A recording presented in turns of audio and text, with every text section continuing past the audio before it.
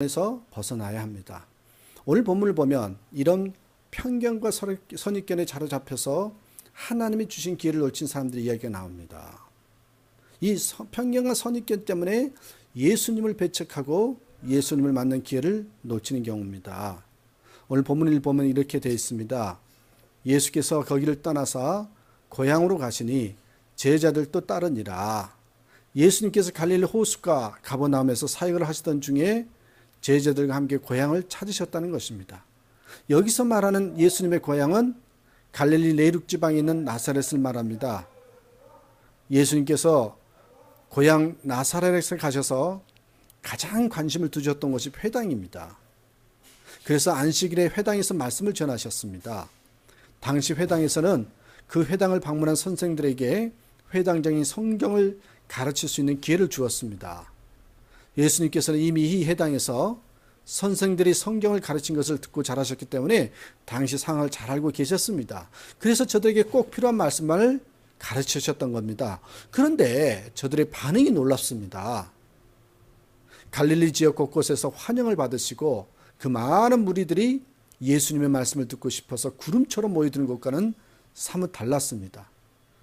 본문 3절에서 저들의 반응을 한마디로 이렇게 말했습니다.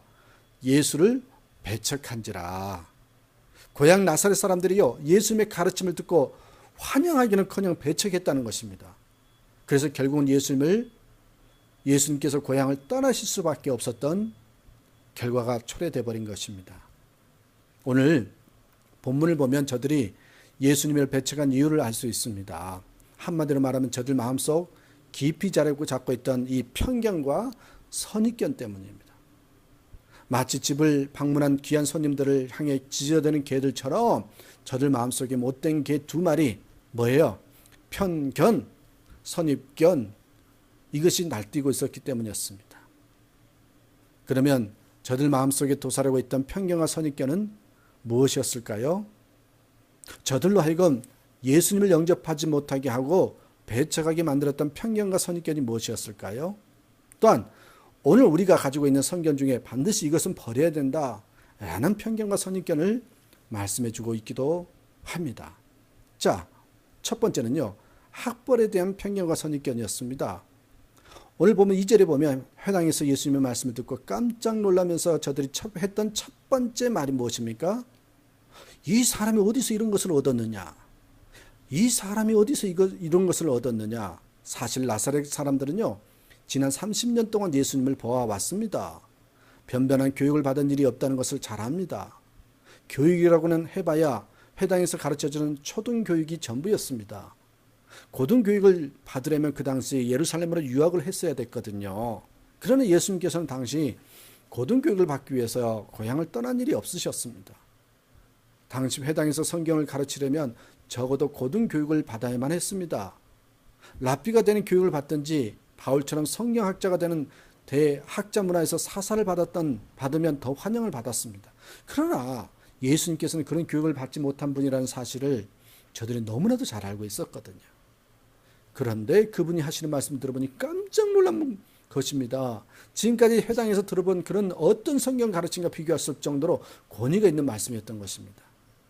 그렇지만 안타깝게도 이 학벌에 대한 편견과 선입견이 그 말씀을 받아들이는 것을 가로막고 말았던 것입니다. 여러분, 우리 한국, 특별히 한국 사회의 고질적인 편견과 선입견 가운데 하나가 이 학벌 아닙니까? 한국에 있을 때요, 한 청년이 조용히 찾아와서 심적 고통을 이야기합니다. 자기는 지방대학을 나왔다는 거예요. 네, 지방대학을 나왔기 때문에 실력이 있는 대학이고 거기서 최선을 다해서 공부해서 학점도 잘 받고 자격증도 이것저것 땄다는 것입니다. 남들처럼 대기업에 입사하기 위해서 서류를 냈는데 좀처럼 연락이 오지 않는다는 거예요. 소위 서울의 스카이 출신의 아니면 웬만한 기업에서는 거들떠보지도 않는다는 것입니다. 놀라운 것은 교회도 이런 풍조를 따르고 있다는 것입니다. 여러분, 서울에 중대형 교회 담임 목사 청빙 조건을 보신 적이 있습니까? 어느 대학원 출신으로서 박사학위 소지하고 외국에 유학 갔다 오면 가산점을 준다는 그런 경우에 그런 청빙 조건을 본 적이 있습니다. 그래서 저는 그런 생각을 했어요.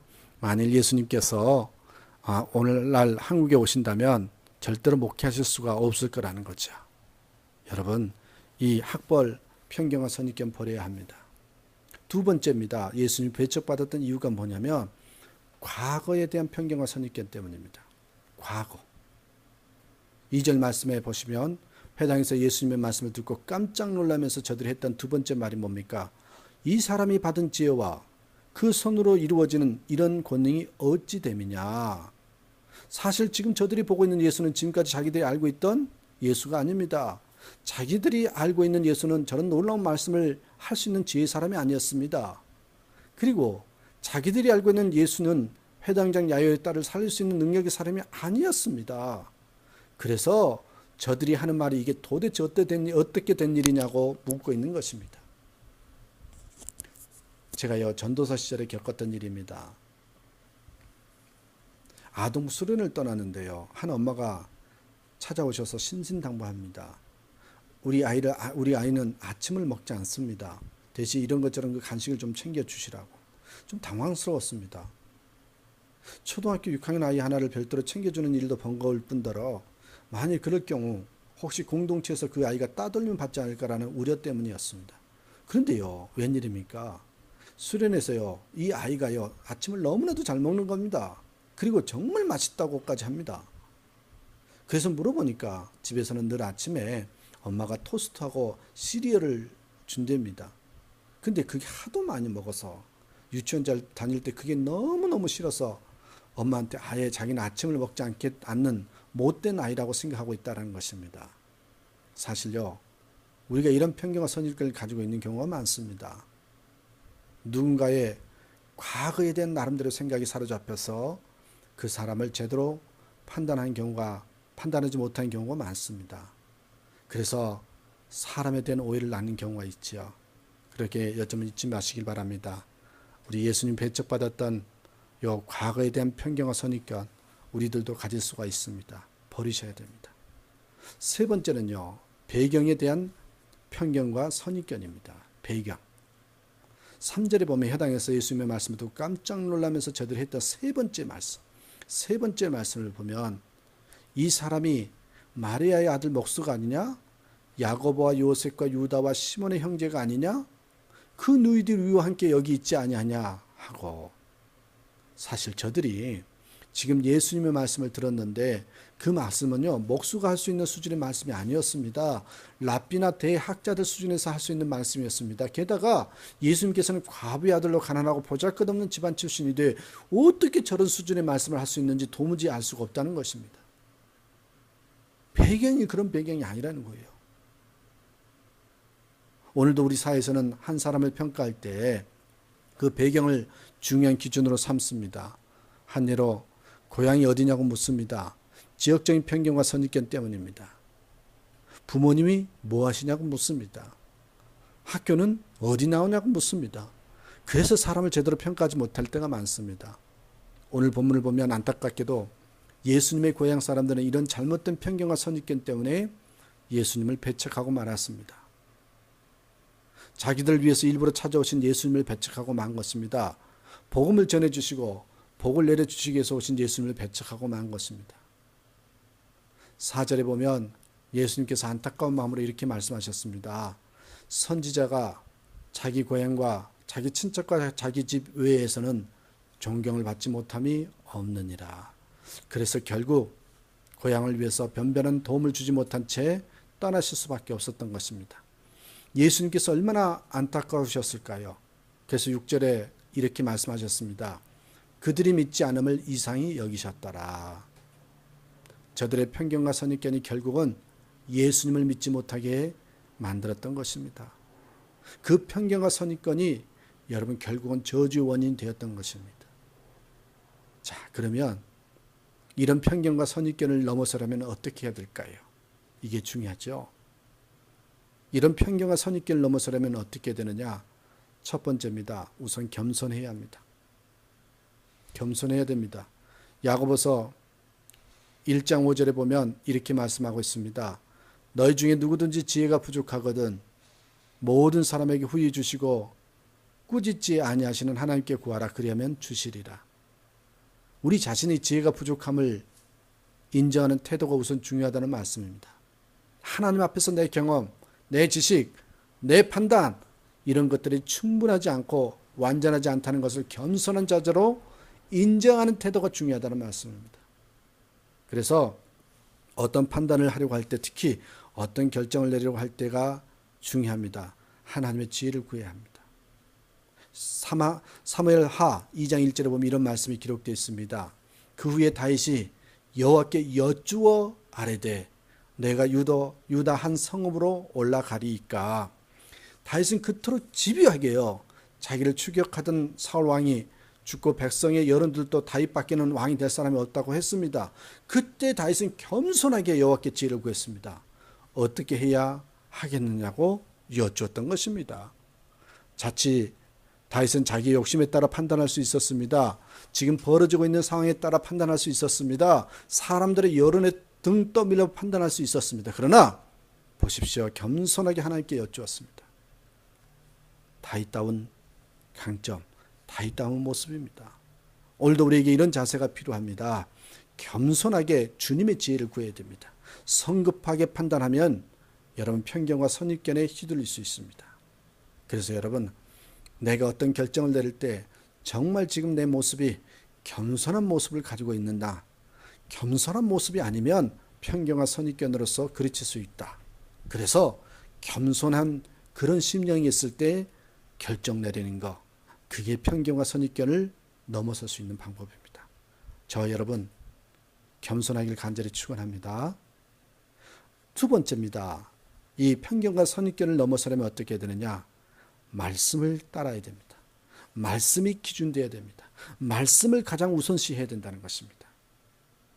시편 119편 105절을 보면 이렇게 말씀하고 있죠.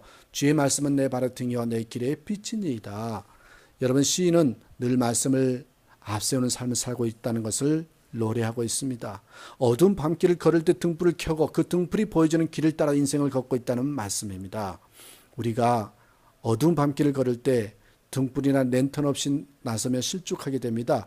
길을 찾지 못해서 길이 아닌 곳으로 들어서기도 하고, 때로는 구덩이에 빠지기도 하고, 또 때로는 낭떠러지로 떨어지기도 합니다. 마찬가지입니다. 우리가 우리 생각과 판단으로만 인생길을 걸으면 각종 편견과 선입견에 사로잡혀 실족하게 됩니다. 지름길을 앞에 두고도 멀리 돌게 됩니다. 엉뚱한 길로 들어서서 영영 목적지를 찾지 못하게 됩니다. 오판하게 돼서 큰 실수를 저지르게 됩니다. 그래서 우리는 늘 말씀을 묵상하며 살아야 하는 겁니다. 그 말씀이 우리의 생각과 판단을 올바르게 인도해 줍니다. 편견과 선입견을 물리치게 해준다는 겁니다. 사랑하는 여러분, 무엇이든 말씀을 기준으로 해서 세워나갈 때 이 편견과 선입견을 이겨낼 수 있다는 것을 잊지 마시고 말씀에 따라 살아가는 저와 여러분 되시길 간절히 축원합니다. 기도하겠습니다.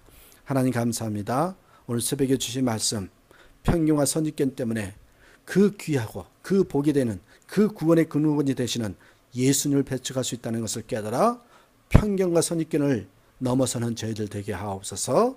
그러기 위해서는 주시는 말씀처럼 겸손할 때 결정하고 말씀에 따라 결정해야 된다는 것을 깨달아 진정 더욱더 말씀과 가까워지고 주님 앞에 겸손한 자로 살아가는 저희들 되게 하옵소서.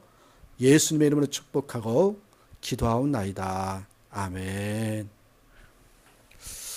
오늘 이 새벽에 우리 함께 기도하겠습니다. 저도 떨어져 있지만 기도하겠습니다. 여러분 기도해 주십시오.